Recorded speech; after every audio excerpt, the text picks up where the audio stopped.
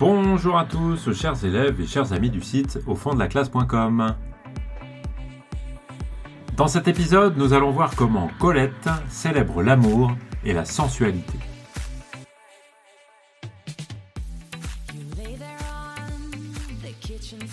Colette est connue comme une femme très libre, et en particulier très libre du point de vue de sa vie amoureuse.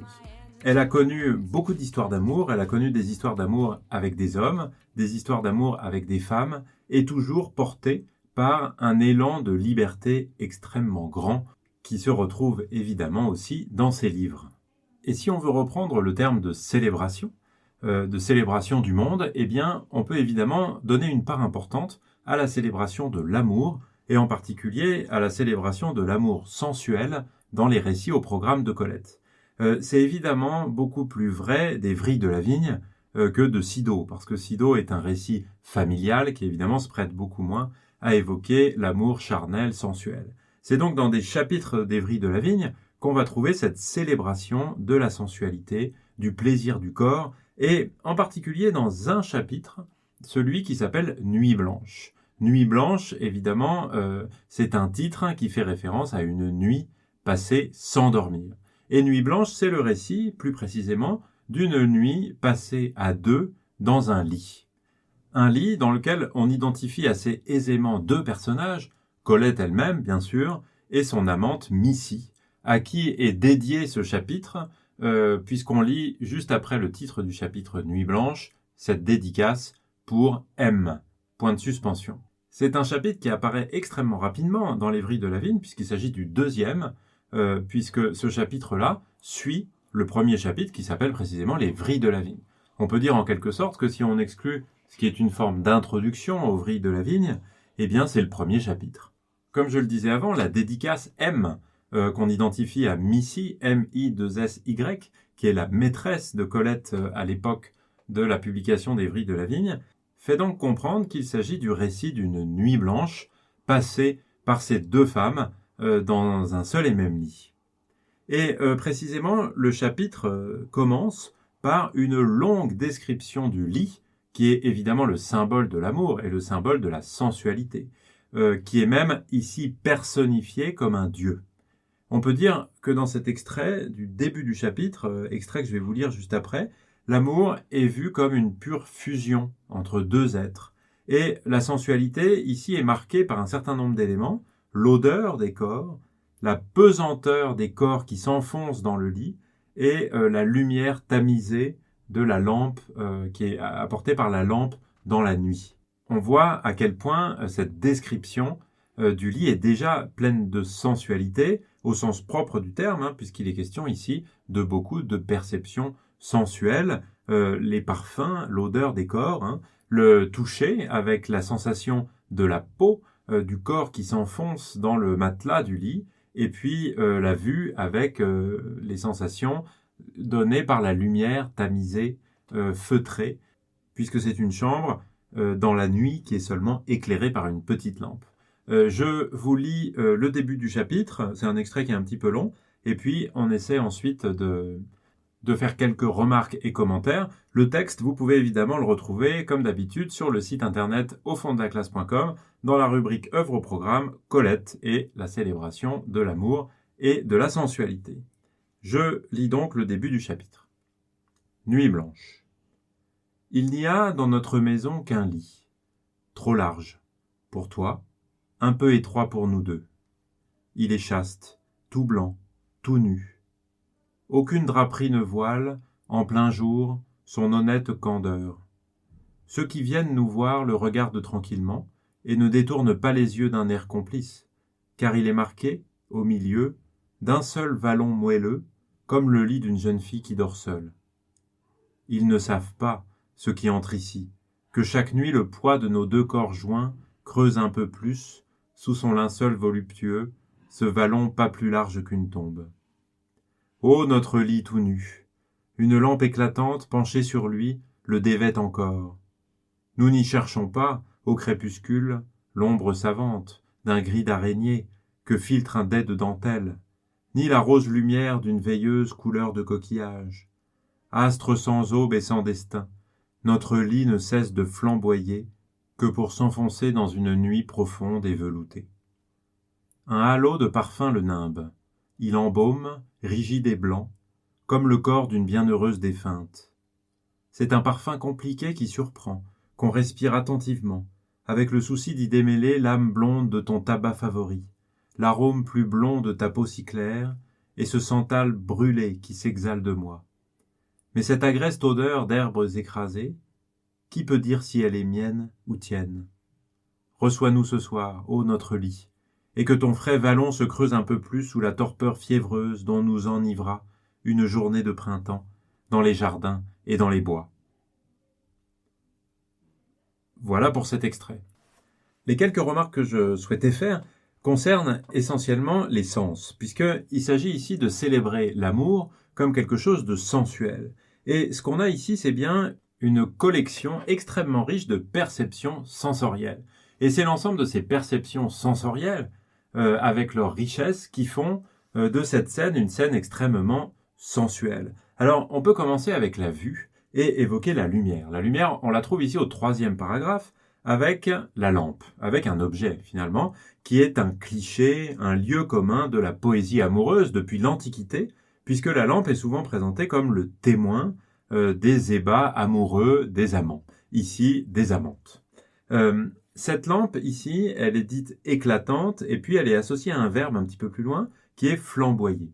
Et toutes ces notations créent un tableau qui montre une atmosphère de lumière tamisée. On est dans la nuit, donc par les fenêtres, le soleil n'éclaire plus la pièce. Et cette lumière, si elle flamboie, eh bien c'est qu'elle apporte de la chaleur à cette pièce dans une ambiance nocturne, qui est évidemment propice dans les représentations qu'on a à l'amour. Une lumière vivante aussi, on peut le dire comme ça, puisque flamboyer, ça signifie ici, on peut dire jeter des flammes par intervalles, avec des reflets éclatants de lumière qui font briller cette pièce, mais briller cette pièce de manière tamisée, de manière, entre ombre et lumière, en quelque sorte. Une atmosphère qui est donc tout à fait propice à l'intimité des corps qui sont ici représentés par un autre sens que la vue, c'est les odeurs.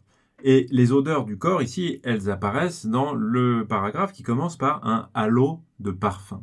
Cette expression de halo de parfum est déjà une métaphore en soi, parce qu'elle compare l'odeur qui émane d'un corps à quelque chose de visible. Parce que un halo, c'est quelque chose qui est associé à la lumière. On parle d'un halo de lumière qui s'échappe, par exemple, autour d'une lampe, autour d'un feu. Ici, on voit donc que, par cette métaphore, le parfum, l'odeur des corps, occupe l'espace, occupe un volume qui se trouve autour des corps. Ça montre la puissance de ces parfums, la puissance de l'odeur des corps, ici, qui est désignée par le terme de parfum, un terme qui évidemment a des connotations agréables et est lié à la séduction, à une certaine coquetterie aussi, et c'est un terme qu'on retrouve ensuite, avec « c'est un parfum compliqué qui surprend », etc., avec d'autres éléments qui permettent d'identifier un petit peu quel est ce parfum, de lui donner une nature relativement précise, avec le tabac, l'arôme plus blond de ta peau si claire, et une autre notation ensuite, c'est l'agreste odeur d'herbes écrasées. Dans tous les cas, ici, le tabac et les herbes écrasées, liés au mot arôme, font penser à quelque chose de très agréable et à un parfum qui est extrêmement riche. Bien sûr, tabac, ici, il ne faut pas du tout l'associer aux connotations négatives que le terme peut avoir aujourd'hui, parce que le tabac, encore au XIXe siècle, c'est un produit dont on méconnaît, ou en tout cas dont on ignore volontairement ou pas les côtés néfastes pour la santé, et qui est lié plutôt à du luxe, à un parfum qui est riche, qui est très agréable, et qui propose d'ailleurs une grande variété.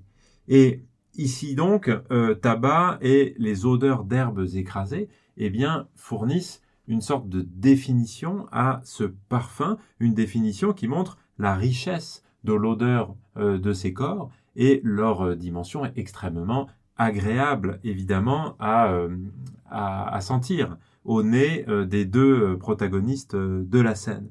Et il est clair qu'on parle bien ici du parfum des corps, avec ces expressions « ce santal brûlé qui s'exhale de moi » Et ce sont des sensations qui sont liées à un certain plaisir, hein, puisqu'il y a le souci de comprendre, de faire la différence entre tous les parfums qui forment ce parfum-là, qu'on le respire attentivement, je cite le texte, pour essayer de faire la différence entre ce qui vient de mon corps et de ce qui vient de ton corps, chose impossible, ce qui va nous mener à ce qu'on veut dire après, c'est-à-dire la fusion complète qu'il y a entre ces deux corps. Le plaisir ici, il est marqué aussi par l'apparition du motif bucolique.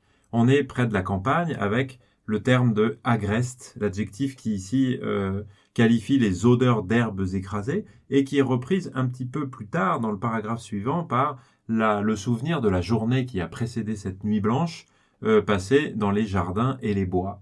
Et donc on a ici une atmosphère bucolique, une atmosphère champêtre qui est liée au plaisir des amants et à des sensations qui sont évidemment agréables. Et puis, pour continuer un petit peu sur ce texte-là, eh bien, il faut insister sur la fusion des corps. Et cette fusion des corps, elle est marquée par l'emploi de la première personne du pluriel, qui est extrêmement fréquent dans ce petit extrait. Nous voir, dès le début, hein, c'est nous. Nos deux corps joints, notre lit tout nu, nous n'y cherchons pas. Et encore après, nous enivra et notre lit avec le possessif. Soit le pronom personnel nous, soit le possessif notre. Dans tous les cas, il s'agit bien, avec ce pronom de la première personne du pluriel, de marquer la fusion des deux corps, qui est marquée par la fusion des deux odeurs, dont on ne peut pas savoir qui, en tout cas quelle partie vient de l'une ou de l'autre.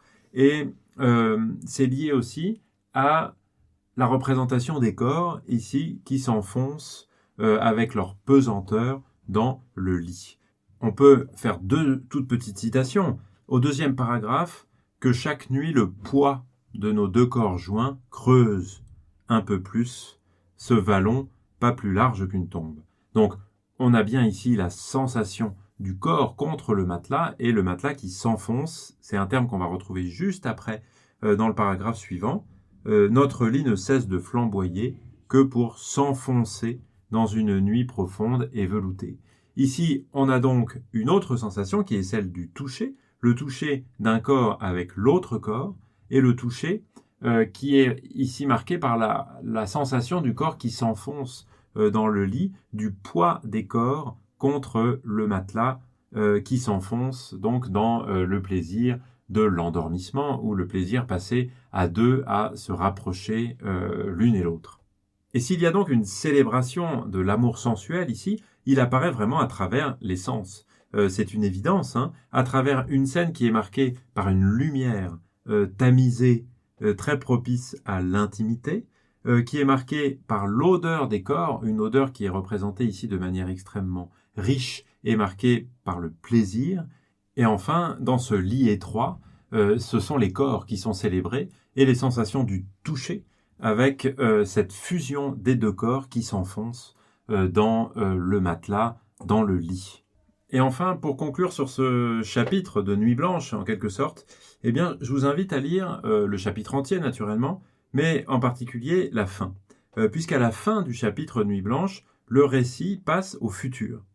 Comme si on lançait une sorte de fantasme, de rêve sensuel, érotique, on peut dire, hein, puisqu'il se termine avec le plaisir. Puisqu'il est question d'une manière qui est tout à fait explicite d'un orgasme, du plaisir sexuel porté à son plus haut degré, avec cette petite citation qu'on peut faire « Car je sais bien qu'alors tu resserreras ton étreinte, et que si le bercement de tes bras ne suffit pas à me calmer, ton baiser se fera plus tenace, tes mains plus amoureuses, et que tu m'accorderas la volupté comme un secours, comme l'exorcisme souverain qui chasse de moi les démons de la fièvre, de la colère, de l'inquiétude.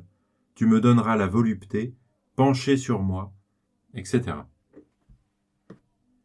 On a donc ici, dans cet extrait, le récit d'un fantasme, le récit d'un rêve sensuel, érotique, hein, qui se termine avec le plaisir, ici, la volupté. Avec une certaine ambiguïté, mais qui est certainement liée aux éditions, en réalité, puisqu'il n'y a qu'un seul passage ici où on peut déterminer le genre du partenaire ou de la partenaire de Colette, c'est l'adjectif pencher, pencher sur moi, le participe passé pencher sur moi. Dans certaines éditions que j'ai trouvées, on trouve un accord au masculin, et, E accent aigu, et dans d'autres, et E. Il faudrait trouver évidemment ce qu'il y a dans le texte original, dans l'édition originale, et puis évidemment dans les manuscrits de Colette. En tout cas, on peut quand même raisonnablement identifier ce personnage à une femme, et non pas à un homme, et à cette femme, à Missy. La fin du chapitre Nuit Blanche est en tout cas très franchement érotique, on peut le dire comme ça. Et puis pour conclure, je voudrais seulement insister sur le fait que la sensualité et la célébration de la sensualité dans les vrilles de la vigne est liée et mis en parallèle à d'autres plaisirs qui viennent des sens. Et en particulier le plaisir sensuel, charnel, on pourrait même dire sexuel si on voulait être vraiment explicite, est mis en parallèle avec la course gracieuse dans la nature, avec le plaisir qu'on a à courir dans la forêt, et avec la grâce de la danse, c'est-à-dire à deux autres activités que Colette aime, la course dans la nature et la danse. Et comme si tout cela finalement n'était que des formes différentes du plaisir que Colette prend à vivre au milieu du monde, le monde des autres gens et le monde de la nature tout simplement. Et le plaisir, dans un extrait d'un autre chapitre des Vrilles de la Vigne qui s'appelle « Chanson de la danseuse », eh bien, vient de la description de sa beauté et de son pouvoir propre de séduction et en lien direct avec la danse et avec la course dans la nature. Je vous lis le chapitre en question, en tout cas le passage de ce chapitre. Dans ce passage, Colette s'adresse à un homme qui est désigné ici par la deuxième personne du singulier « tu », toi. Je vous lis l'extrait. « Tu m'as dit, cueille ces fleurs, poursuis ce papillon, car tu nommais ma course une danse, et chaque révérence de mon corps penché sur les œillets de pourpre, et le geste, à chaque fleur recommencée, de rejeter sur mon épaule une écharpe glissante. Dans ta maison, seul entre toi et la flamme haute d'une lampe, tu m'as dit « Danse », et je n'ai pas dansé. Mais nue dans tes bras, liée à ton lit par le ruban de feu du plaisir, tu m'as pourtant nommée danseuse, à voir bondir sur ma peau, de ma gorge renversée à mes pieds recourbés, la velouté inévitable. Lasse, j'ai renoué mes cheveux, et tu les regardais, dociles, s'enrouler à mon front comme un serpent que charme la flûte.